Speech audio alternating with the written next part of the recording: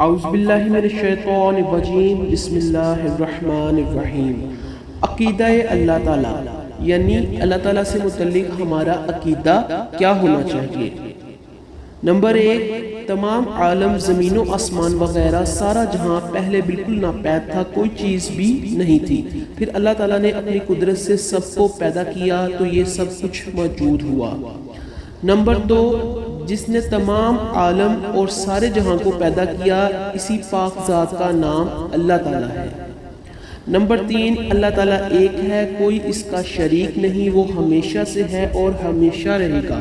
وہ بے پرواہ ہے، کسی کا محتاج نہیں، سارا عالم اس کا محتاج ہے، کوئی چیز اس کے مثل نہیں، وہ سب سے یکتا اور نرالا ہے اور وہی سب کا خالق و مالک ہے۔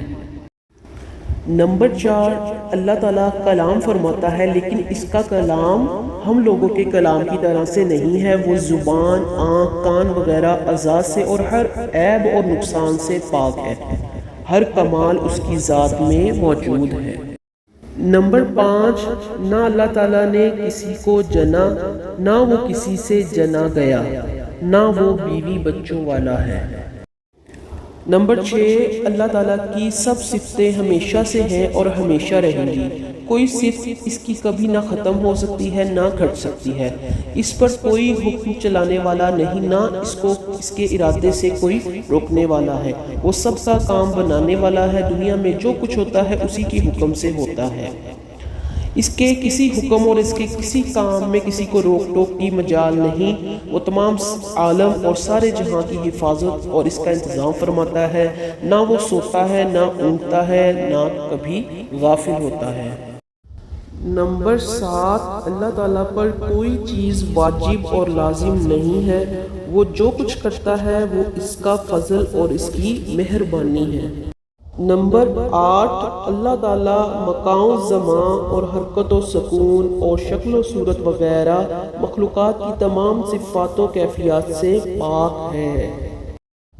نمبر 9، دنیا کی زندگی میں سر کی آنکھوں سے اللہ تعالیٰ کا دیدار صرف ہمارے نبی حضرت محمد مصطفیٰ صلی اللہ علیہ وآلہ وسلم کو حاصل ہوا، وہاں دل کی نگاہ سے یا خواب میں اللہ تعالیٰ کا دیدار دوسرے انبیاء علیہ السلام بلکہ بہت سے اولیاء اکرام کو بھی نصیب ہوا، اور آخرت میں ہر سنی مسلمان کو اللہ تعالیٰ اپنا دیدار کرائے گا۔ یہ ایمان رکھو کہ قیامت میں ضرور اس کا دیدار ہوگا، جو آخرت کی نعمتوں میں سب سے بڑی نعمت ہے۔ نمبر 10، اللہ تعالیٰ کے ہر کام میں بے شمار حکمتیں ہیں، خواہ ہم کو معلوم ہوں یا نہ معلوم ہوں۔ اللہ تعالیٰ کے کسی کام کو برا سمجھنا یا اس پر اعتراض کرنا یا ناراض ہونا یہ کفر کی بات ہے۔ خبردار خبردار، کبھی ہرگز اللہ تعالیٰ کے کسی کام پر نہ اعتراض کرو نہ ناراض رہو، بلکہ یہی ایمان رکھو کہ اللہ تعالیٰ جو کچھ کرتا ہے وہی اچھا ہے، خواہ ہماری سمجھ میں آئے یا نہ آئے، کیونکہ اللہ تعالیٰ علیم و حکیم یعنی بہت زیادہ جاننے والا اور بہت زیادہ حکمتوں والا ہے، اور وہ اپنے بندوں پر بہت زیادہ مہربان ہے۔